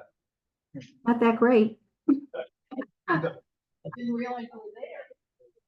but I've been on here listening since 7 o'clock. So I just want to let you know that I do want to definitely vote for this one. This one has to be done. Thank you. Before Peter goes, can he take a question or? He's right there. Can I say, I understand the financial liability. financial aspect. Sure. But what if this goes there? What remediation steps can town take to respond to the destruction of wetlands? What is that? They have to submit to us a corrective plan. What is the corrective action? First, we have to see, are they in the wetland? On the edge of the wetland? Are they in the middle of the wetland? They're 50 feet from it. Well, I'm hoping they're not in. But I have a feeling that they claim they're not. So they have to come back to the Conservation Commission, present plan. What we do is then, if the commission accepts the plan, we give them a corrective work order with a time frame. We don't issue a permit. But if I issue you a permit, you don't have to use it. I can't make you use a permit, but I can make you follow corrective work order. So the legal action they're authorizing tonight, if it didn't happen, then I would go to David and say, look, corrective work order, done anything. One follow-up to that, excuse me, my understanding is that in the surrounding woodlands subdivision, there is open space. Yeah. I think it's an Oscar, whatever Oscar. Yeah, it's surrounded by. Okay, I have a couple of dead trees in my backyard. What extent is there a violation if those trees were taken down? There were no conservation easement in that part. Should be. Just did they get into the wetlands? Okay. The very last question, to the extent that that property, number 35, allows, lot 17, that would be the eastern end. There is a 30-foot narrow entranceway. It's really a back lot. A lot of the property that faces the lot 17 faces the area that has been damaged. So my question is, do you know if he had a survey done for the boundary line? No, but I believe the previous owner combined those two lots one. It's all off third. The other side, that's on the Four other lots side. there. Properties on two, vacant lot, we did. No, they have given them. He's gone on to other people's property and that person has taken. Okay, so would it be appropriate for us to try to contact the owner, because that owner, I have this. Contact it. I don't even know who the property owner is. Yeah, just go on the GIS. Okay. On the town website. Yeah. Go up Avalon Lane, click on that parcel, pop up the property owner's name. Okay, thank you. Peter, I have one more question. What if we see them starting to pave the area? They cut the trees down on what? Then we're going to get the injunction. Okay, so we should be, if we see it. According to the Palmer member of the family I spoke to yesterday, a very civil manner, I even had to come in and make offices. That's not good.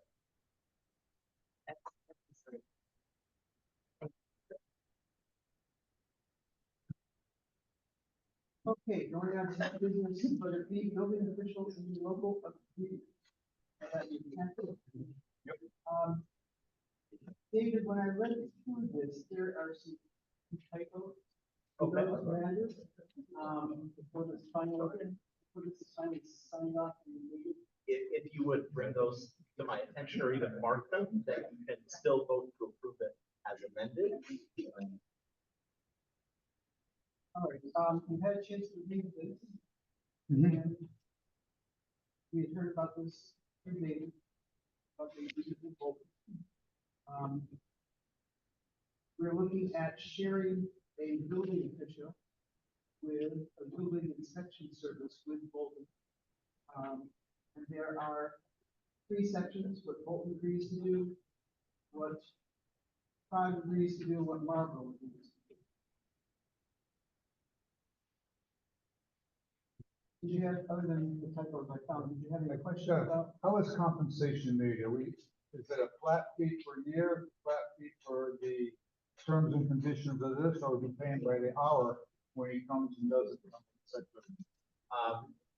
He is going to be scheduled to do work in Marlboro. I believe that it's for 28 hours a week. Okay. And so there will be a flat fee, and that includes not just his hours, but his vehicle, insurance, training. That's the all in, but it is a flat.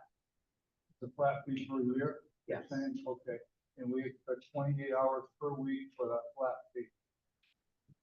An average of 28 hours per week. If we get very busy, then we can get more than that. And if we have a lull where, I mean, I don't want someone, even if we are paying for it, to sit here twiddling his thumbs.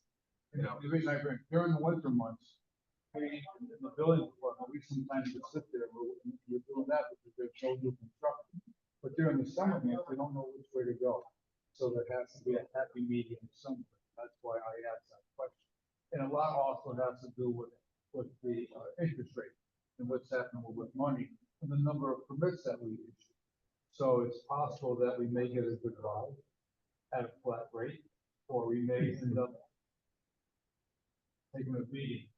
Well, that is true. I tend to think that we're going to get a good rate. Particularly because for the first 3 years, Frog is applying for it, and they've not yet received the grant, but they are covering through this grant 50% of the cost. And Now- my last question, is there an estimated hourly rate for that position based on his experience or low experience? Is there a base rate for his hourly rate yet? So I can certainly do that math and get you that number, but it's actually not one individual. Bolton already provides building inspection services for 4 communities, Bolton plus 3 others. And they have a team, I think, of 3 or 4 people. So there's 1 chief building official and several assistants. They do not have the capacity with their current team to add Marlboro. So as part of this, they are going to hire a new person. And as we discovered when we tried to hire a new person independently, there are not trained, experienced, licensed building officials to be found at any price. So they are going to have to, with our help, find and hire a fairly green person and have him or her train with their more experienced people. So we get that benefit, the payment that we make also covers their training costs. The time when a more experienced inspector is going to have to take him or her under their wing and teach them the ropes, and do all of that. And then even after the inspector who is assigned to the town of Marlboro, he or she will still be an assistant building official. There will still just be 1 chief building official for all 5 towns. And so that rate, and obviously the chief building official makes a little bit more money than the assistants.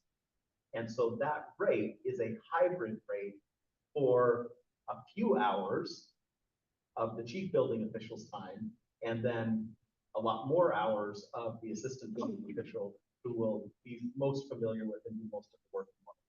David, am I right to assume that chief official is the one who's saying to the team, you go here, they need this now, and this one, it should be in work. And maybe like you were saying, maybe we don't need anybody this month. So they're gonna, and somebody else does, so they're gonna be telling who's gonna work where. They're not gonna come to Marlboro and sit in the office with nothing to do. I certainly hope not. Right. Am I right to assume that there's somebody, as an official, is going to make the decision? And we call up and say, hey, we've got X amount of building permits, we need some help. So my expectation is that yes, it will happen largely the way that you described, but probably also function similar to how Chatham Health does, where we have a sanitarian who has an office here, and she spends, at least a couple of days, like a morning and an afternoon here, so that if a resident needs to come in person and stand shoulder to shoulder and talk over plans, they don't have to drive the whole. You know what I would add to is that they may be sitting here when we don't have anything to do for us, but they can be doing other work. Yeah, that's fine. And, we talked about certain times of year when it might be very, very busy.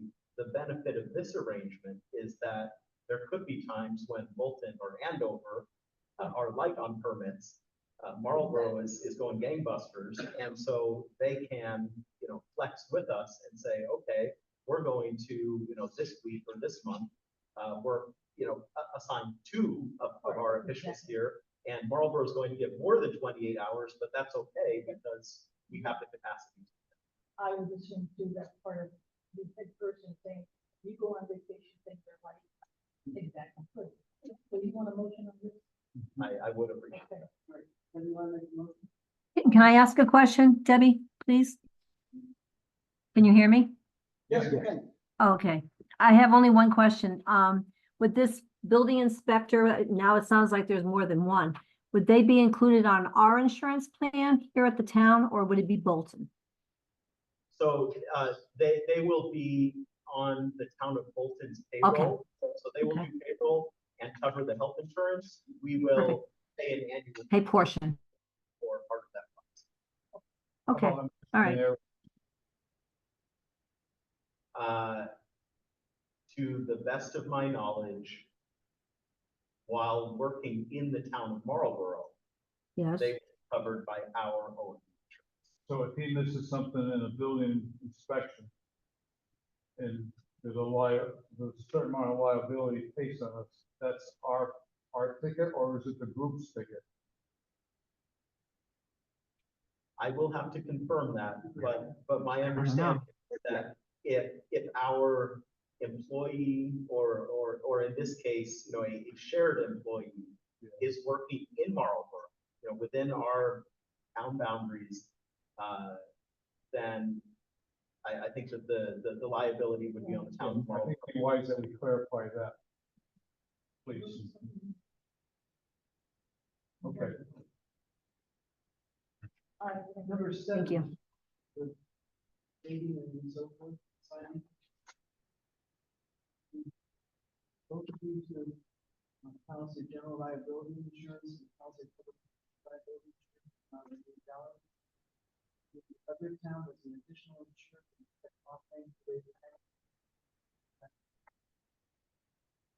Seem like are there other actions on the building? Yes, so that does answer the question. What we would do, because these are town of Bolton employees, Okay, we would name the town of Bolton for purposes of building inspection as an additional insured. And that way, any people in that office, not just the one who usually works in Marlboro. Now, let's say it was a busy time and or he was on vacation, if they sent someone else, he makes a mistake, he would. Okay, I'd like to make a motion that we engage in agreement, professional services. Between Bolton and Margot and Margot.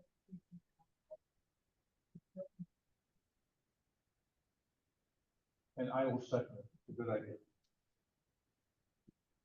Sounds like an excellent plan proposal. Okay, any other discussion, and I will give you my copy of the. Thank you. Those in favor? Aye, Louise. Thank you, Louise. Thank you. Louise, I don't see you. Where are you? I'm in the green there because I'm not really properly dressed. He's in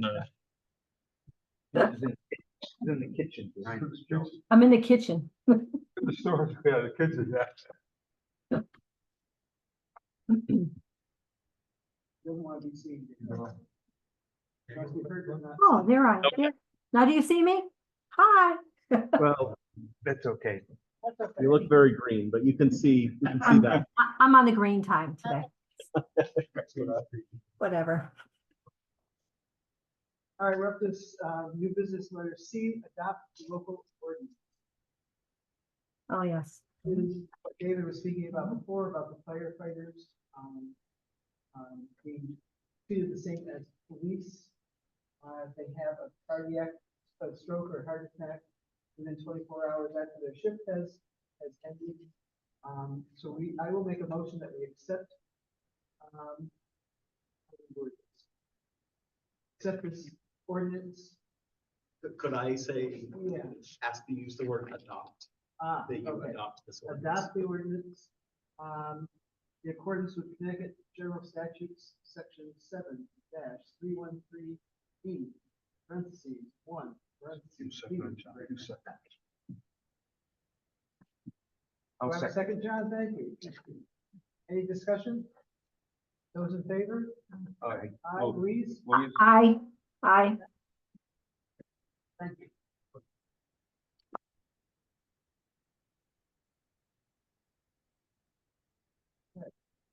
Uh, Employee resignations or new hires, we have none. Boards, commissions, resignations, appointments, reappointments, maybe I'll turn this to you. Okay, I'm gonna start with, at our last meeting, we did not have the application for Joshua Bloom, but we have it now, and so I would like, and we discussed it, it's a matter of appointing him, I want to suggest that we appoint Joshua Bloom to the Public Building Commission. I'll second. Any discussion? Did somebody make the motion? Yep, Betty made it, I seconded it. Any Okay. discussion? Yep, no discussion. I think he'll be a good asset to our Public Building Commission. Yeah, thank you. Thank you. Those in favor? Aye. Aye. Aye. I also have, two people to have reappointed. One of them is John Kaplan, just over here. John Kaplan is on the Trail Commission. Or Nature Trail, he's a full member, and he should have actually done this a while ago. So I am making a motion to be reappointed to the, and he wants to be, and he's a good member and he attends all the time. So I'm making a motion that he be reappointed as a full member of the Nature Trails and Sidewalk Commission. Who are you reappointing to Nature Trails? John Kaplan. Nature Did Trails. we not do that last month? Pardon me? no, we didn't. We didn't do it last month? Okay, all right. No, we're cleaning these up, catching up, we're playing catch up. So we have a motion and we have a second. Any discussion? Oh. Favor? Aye. Aye. Aye. I have more, reappointment on the fire commission, Alan Liberty, this once again, this is, we should have done this back in January. He's on the fire commission, he, I think he actually, he's quite self on this one. You have your son-in-law. Yeah, I think, okay, You can bring it forward, but then. I'm bringing it forward, anyway, that, I'm on the fire commission. No, yeah, the fire marshal, my boss.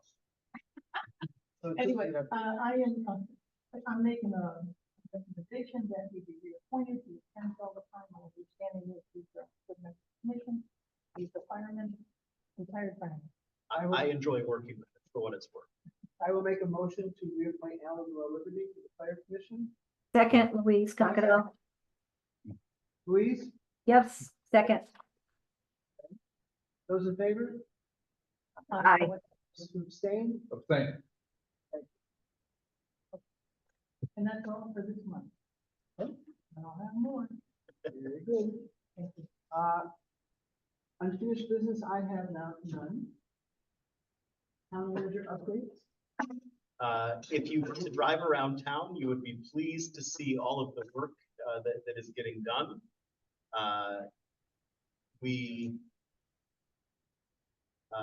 The crew has started the work at the boat launch. They have the coffer dam in place. They pumped the water out and are doing a lot of work down there.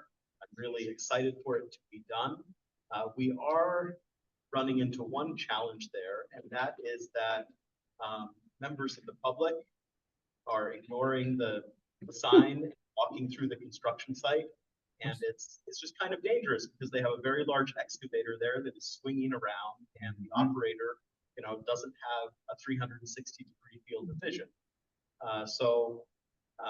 What we're going to try are two things. One, putting up a sign on each side that says, please do not pass through active construction site.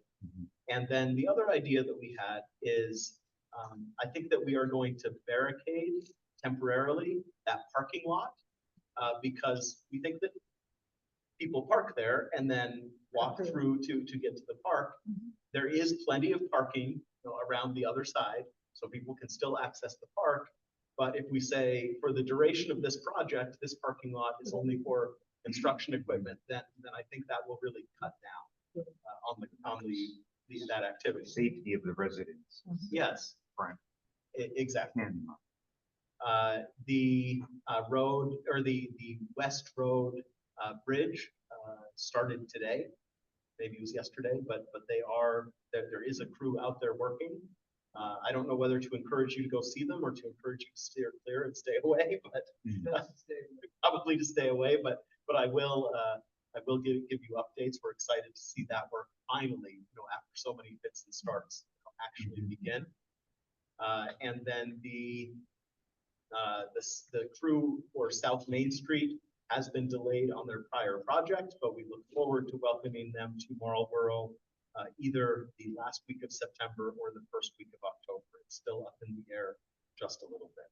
Will they have it done before weather sets in? I sure hope so. I mean, it really depends on when weather sets in.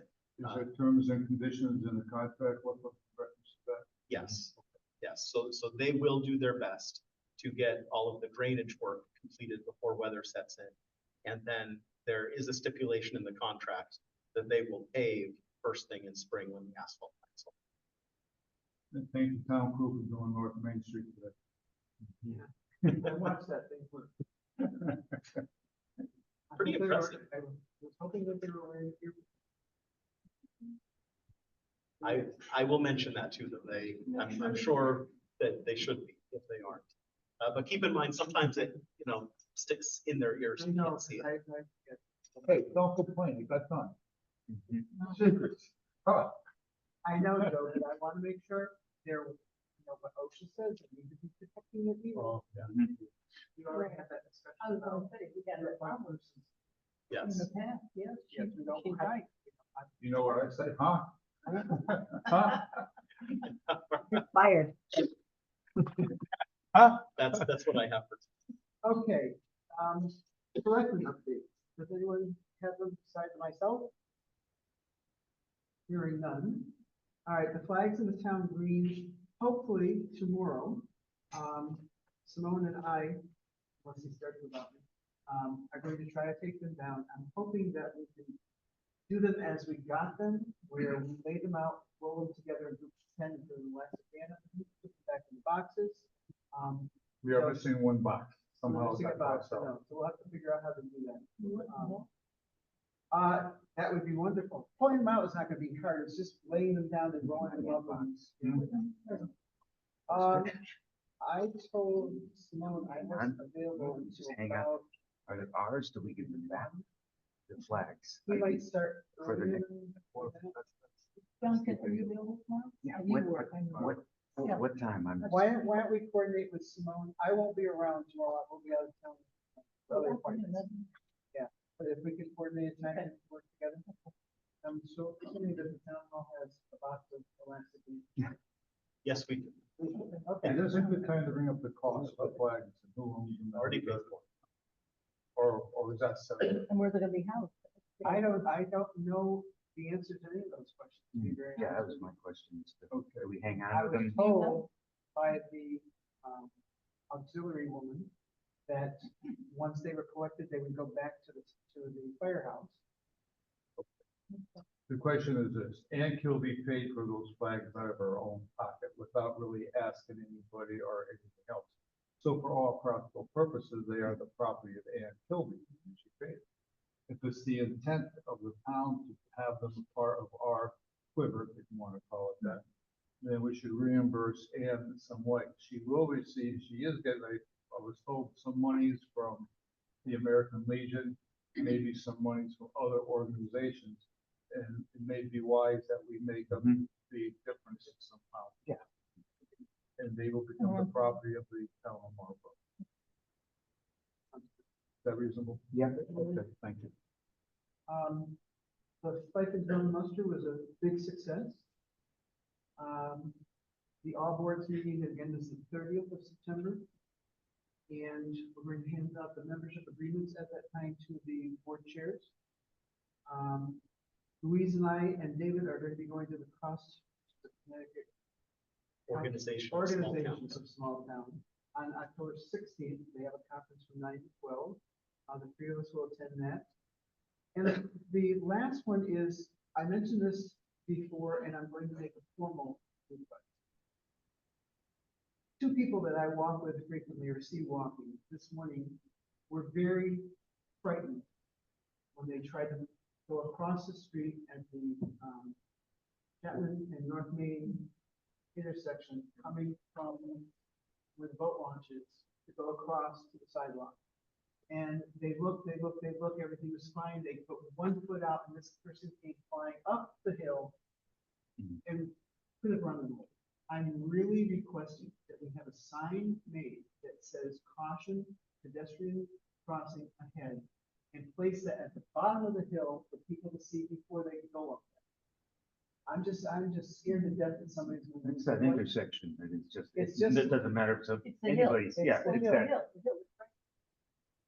speed of the car. I don't know what it costs to make a sign like that, but I just think we gotta do something. David can do it on the weekend. David, is a little one too expensive for maybe a solar power bringing yellow or white? We found out the price of those. Well, the Yeah, price so- of the extremely bright ones like you see in Hartford is prohibitive. I know that a standard sign, a metal sign that is reflective, is very inexpensive. That would be easy to do. You know, one with the little solar panel in the battery that flashes. I don't know how much that costs, but I would be happy to check. Something has to, we gotta try something. So that's my formal request. I think we're gonna go back to the speed bump.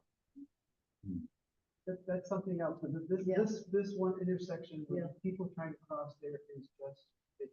Yeah, and plus the fact what happened, you know, the hill is certainly concerned, and as I mentioned at the last meeting, they come from East Hampton and cut across on Singer, and when they zoom across there, they're coming up there, that little section is not, is a dangerous situation. Okay. On correspondence, I have a couple of things here. The first one is from America 250. We are going to be celebrating our 250th anniversary as the United States of America on July 4th of 2026. I had received a letter several months ago asking if the town of Marlborough would like to form a committee to do something to celebrate this monumental event.